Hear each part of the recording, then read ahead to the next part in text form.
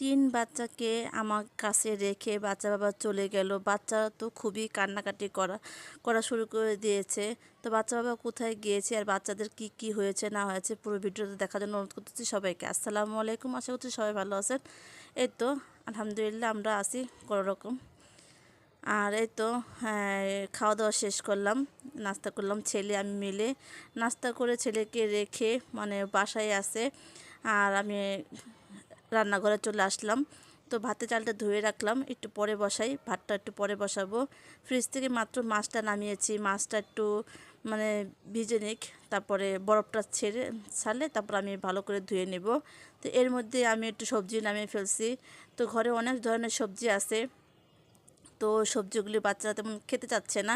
তো একটা ফুলকপি আছে, তো চিন্তা করলাম ফুলকপি দিয়ে তেলাপিয়া মাছটা রান্না করি।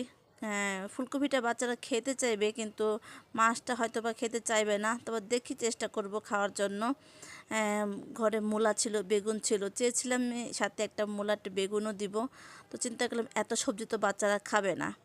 তো যাই হোক, শুরুতেই বলেছিলাম বাচ্চারা কেন বাচ্চার বাবার জন্য কান্নাকাটি করতেছে আর কেন সে তিন বাচ্চা রেখে চলে গেল। তো বাচ্চারা একটু অসুস্থ হয়ে পড়েছে, তিনও বাচ্চা একেবারে অসুস্থ হয়ে পড়েছে। আর বাচ্চারা অসুস্থ হয়ে পড়লে তো একটু বেশিরভাগ জানেনি মাদেরকে একটু বেশি জ্বালায়। তারপরেও আমার থেকে আমার হাজবেন্ডকে একটু বেশি পছন্দ করে আমার বাচ্চারা। তো কান্নাকাটি করতেছে, আম্মু বাবাকে ফোন দাও, বাবাকে আসতে বলো। তো ওদের বাবা তো একটু কাজে ব্যস্ত আছে, বলতেছে ফোন দিয়ে চলে আসবো চলে আসবো। যতই হোক বাচ্চারা তো মানতেছে না। কেন আমার বাচ্চারা যদি একটু অসুস্থ হয়ে পড়ে, জানি না কেন জানি শুধু ওর বাবা যদি বাইরে থাকে তাহলে বাবাকেই বলে আসার জন্য, মানে পাগল হয়ে যায়, বলো তুমি সব কাজকর্ম ফেলে আসো বাবা আসো। তো কি আর করার, আর ওর বাবাও তো খুব চেষ্টা করতেছে আসার জন্য।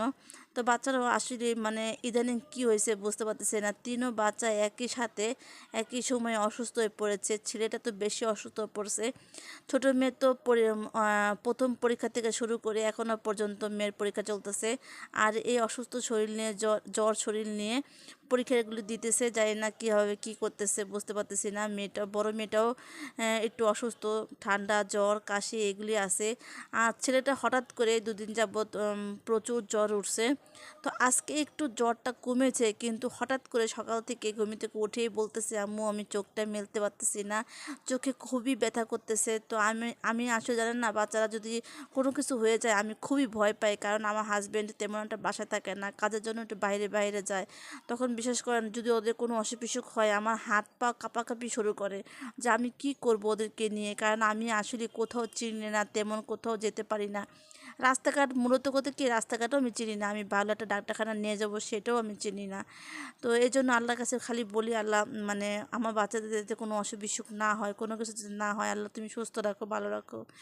তো যাই হোক, সবাই আমার বাচ্চাদের জন্য একটু দোয়া করবেন। আসলে আমার তিনও বাচ্চা খুবই অসুস্থ, এই অসুস্থ শরীর নিয়ে ওরা মানে পরীক্ষা দিতেছে। বড় মেয়ের পরীক্ষা চলতেছে, ছোট মেয়ের পরীক্ষা চলতেছে, ছেলের কয়েকদিন পর পরীক্ষা, কিন্তু মাদ্রাসায় যেতে পারতেছে না এখনো পর্যন্ত।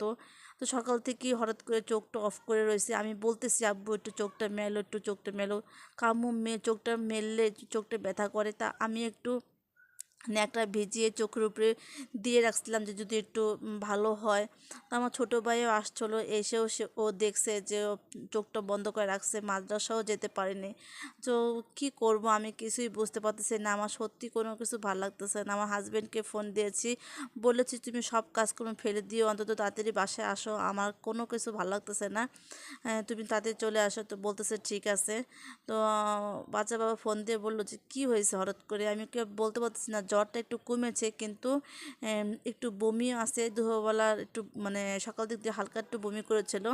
তো আর চোখে একটু ব্যথাও করতেছে, চোখটা মেলতেই পারতেছে না। ভিডিও করে দেখিয়েছিলাম তাকে, সেও দেখেছে যে বাচ্চাটা চোখ মেলতেই পারতেছে না। কীভাবে মাদ্রাসায় পাঠাবো, দুদিন পর তো মানে পরীক্ষা শুরু হয়ে যাবে মাদ্রাসায়, আবার তো হুজুররা বোঝেনি তো তেমন একটা ছুটি হয় না, এমনিও তো পরীক্ষার সামনে।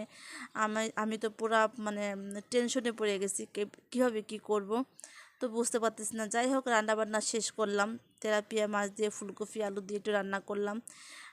দেখি বাচ্চারা খেতে চায় কি না, কারণ ওরা তেমনটা খেতেও চায় না।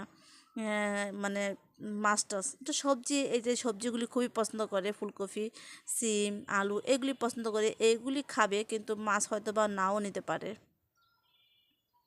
রান্নাবান্না শেষ করলাম, ঘরটাও মুছে নিতেছি। এর মধ্যেও কিন্তু আমি টুকিটাকি কাজকর্ম সেরে নিয়েছি, যেমন কাপড় চোপড় ধুয়েছি, থালা বাসন মেজেছি, ছেলের হাত মুখ ধুয়ে দিয়েছি, মাথা টাথা পরিষ্কার করে দিয়েছি।